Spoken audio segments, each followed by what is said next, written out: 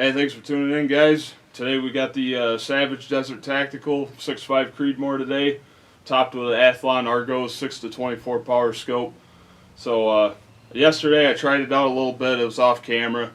Shot some really nice groups with the Hornady factory match ammo. That was with the 140 grain ELD. I did go ahead and load up some more with H4350, so we'll probably replicate that load today. Also got some Cellar and Bellet to try out. Hornady American Whitetail, which has been a real winner out of two other 6.5 Creedmoors I've shot. And then we've got some American Eagle as well, along with assortment of other hand loads. We're just going to get an idea of what this gun likes to shoot. Yesterday I did come across some ejection problems with this gun. Hopefully we don't get any of that today. I did clean out the bolt a little bit. Otherwise, if it continues, we're just going to have to get a hold of Savage. I'm sure they'll stand behind their product. I'm sure we can get it fixed. But I will tell you, this thing is a tack driver. Hopefully we can get some good groups for you today down here at 100 yards. Alright, so first up we got the Cellar and Bellet here. It's a 140 grain load. Only $13.50 for a box of these. They actually shot pretty decent for me yesterday.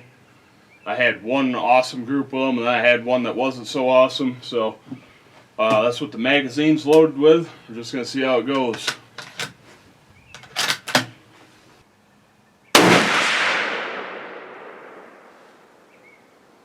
Alright, hit high left.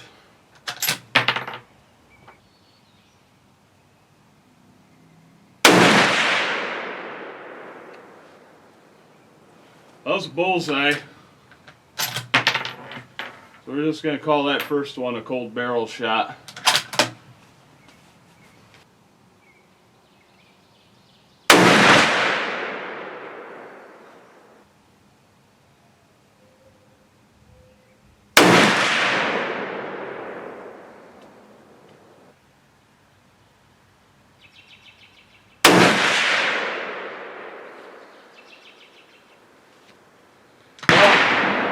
That's the first group of the day. They do like to come out a little hard. I had that same issue yesterday. It kind of just feels gritty as you're pulling them out. Oh, that barrel's still nice and cool. I'm just going to go ahead and start shooting the American Whitetail ammo. See how this goes.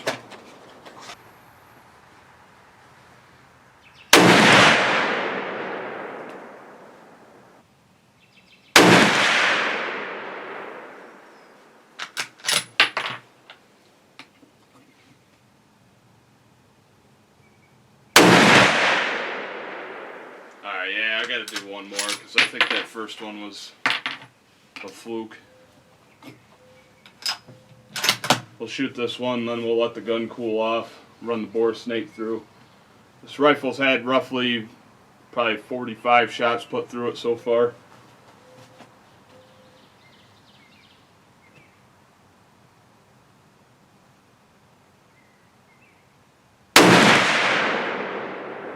Alright.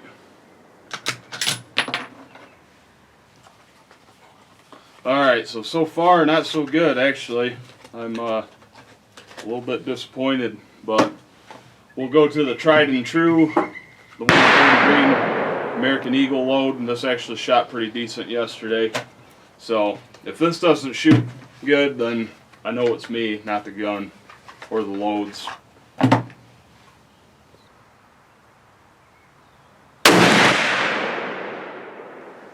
Bullseye. That's what I pretty much sighted these in for. These shot about the same point of impact as the Hornady 140 grain match loads. Looking forward to see what those hand loads do too.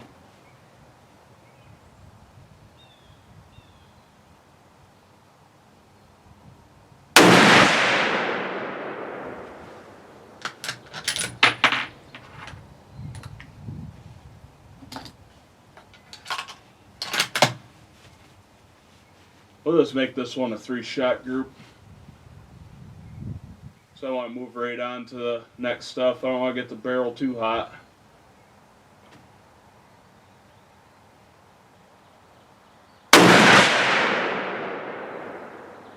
Not bad at all. So now we're going to try this replicated factory load. I just threw these together today. This is all the same brass from the Hornady load that I shot yesterday, which shot pretty damn awesome. So this is loaded to the same overall length as 2.81, and I used 41.5 grains of 4350. It's a pretty standard load, so we'll just see how it goes here.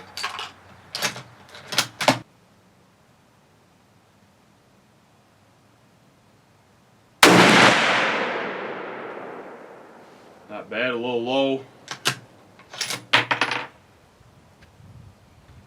Brass looks good. Primer's nice and rounded. No real pressure signs there.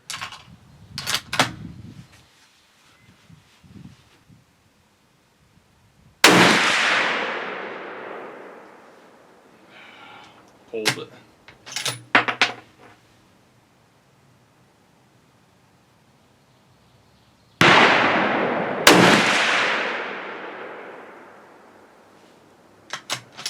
We'll make it a 5-shot group just because.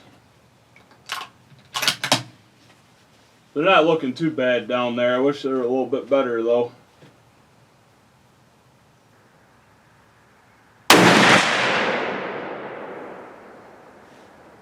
It's stacking them in there. I tell you what, I actually feel a lot more stable on the bench with this gun here than I do my Tikka or the TC, for a matter of fact. It's just, you know, it's a nice heavy barrel. Obviously, it's not meant for shooting off. It's definitely meant for bench work. Definitely looking forward to seeing what this thing does with a muzzle brake. The recoil on it is very minimum. It's got a nice butt pad here. We just put on the spacer and the cheek rise today, so it's a lot more comfortable than it was yesterday, and that's a nice thing that Savage. It's a nice value that Savage has going here. You know, you get to fit the stock. I mean, it's not the most user-friendly thing in the world, but you know, you can get to where you want it. Got a nice aluminum bedded rail in there, so far I'm liking it, and it's ejecting the shells. So, like I said, I had problems with it yesterday. With this brass, with this exact brass, it would not pull the shell all the way out.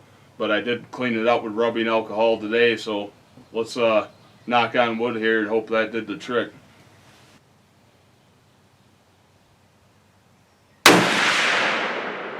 Oh yeah, not bad. Alright, so we're going to let the gun cool down just a minute. Got a few more hand loads to try out. Got some 123 grain SST loads. Also have 122 grain Lehi bullets. They shot awful out of the Tikka and the TC, so hopefully this gun will shoot them well. Got 130 grain ELDs, and also have some 130 grain Nosler RDFs. So we got a pretty big, wide variety of things to try out here today. Hopefully we find a sweet spot.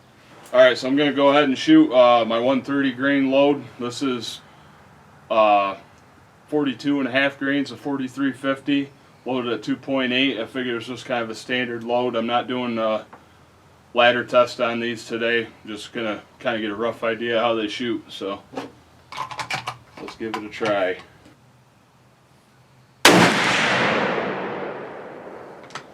Can't get more of a perfect bullseye than that. That thing drilled it. I'm going to be aiming at that bullet hole now.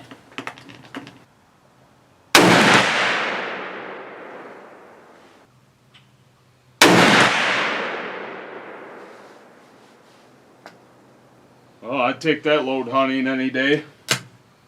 Not bad at all. Shoot these 4 Nosler RDFs.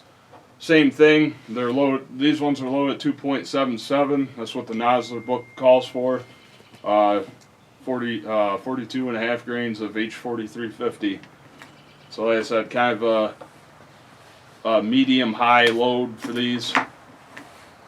I did load 4, expecting 3 of them to group good. Probably end up pulling the 4th one. So we'll see how it goes.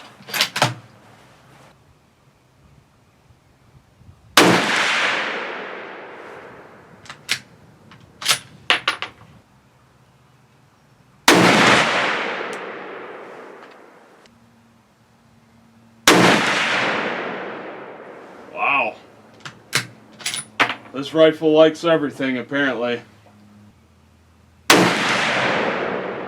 Ah, see, I told you I'd mess up the last one. It's alright, I'll take 3 that are stacked on top of each other any day. I think it's probably time to let this thing cool down again. We're going to run the bore snake through one more time. Then we'll move on to, I got 3 of these 122 Lehi Defense to try. Alright, so now we're going to go ahead and try the 122 Lehi. I did mess up when I was seeding these. I was going for 2.8, but since the ogive was so much different, I ended up with a 2.76. Anyway, it's pretty low on the starting charge, so I don't think we're going to have any troubles with pressure or anything. So we're only 40 thou off of my target overall length.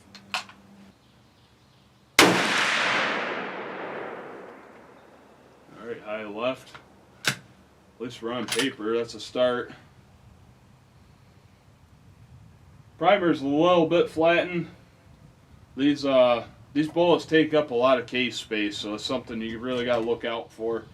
When I was loading them with the Peterson cases, they were compressing the load even at the starting charge.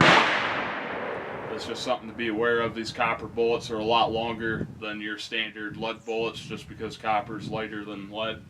So it's just something you got to look out for. They do take up more case capacity, so start your loads low and look out for pressure signs.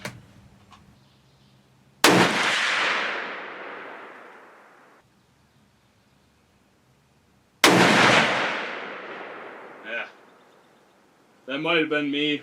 Either way, I know the first 2 I was right on the money. Just this load's not working out all that great. Really wasn't expecting it to. So if any of you guys are running these Lehis, you know, let me know. I'd like to know what everybody else thinks about them. But so far, like I said, myself and my buddy Jamie have not had luck with them at all. So, all right, so get a closer look at the target here. You can see the S&B 140 grain, first group of the day. Not so great. Hornady Whitetail, actually kind of disappointed. That usually shoots pretty good, but look at that American Eagle, 3 shots, 5-shot group right there with my 140 replicated load. Not bad at all. And now we're seeing some potential. 130 grain ELD, 130 RDF, not bad at all. I'd know that is a noted flyer. And then we got the Lehis there.